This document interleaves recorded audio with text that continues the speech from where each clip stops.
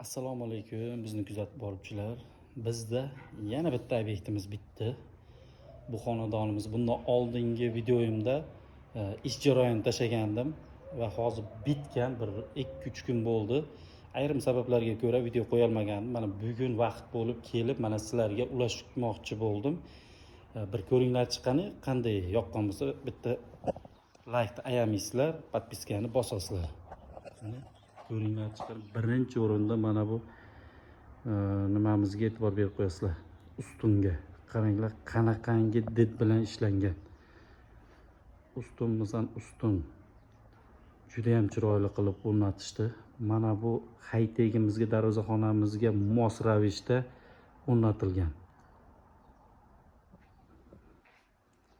Chaklari ham chakiga tushgan, o'ziga mos oppoqqina. Hamma yerimiz juda ham chiroyli holatda va albatta mana bu yerda vodostoykalarimizni o'rnatib berganmiz. Juda ham chiroyli ravishda egasiga yoqqan holatda did bilan o'rab berdi ustalarimiz. Ayniqsa mana bu ustunlarga e'tibor berasizlar. Agar kimda kim shunaqa ustunlar bo'lsa, o'ratinglar, oqmi, qorami rangini o'zlaring tanlaysizlar. Juda ham chiroyli holatda o'rnayapti.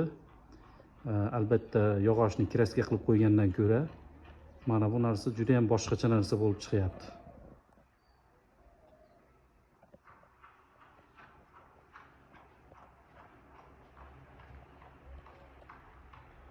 Mana go'zallik. Chaklarimiz ham juda ham chiroyli ravishda. E'tibor berib qo'yasizlar. Kimgadir shunaqa xizmatlar kerak bo'lsa, ekranda nomerlarimiz bor. Manzillarimiz Andijon viloyati Baliqchi tumani O'rmonbek qishlog'ida. Ustalarimiz ham O'rmonbek qishlog'ida va ishimiz ham shu yerda, shu iminna shu ishimiz. O'rmonbek qishlog'idagi ustalar.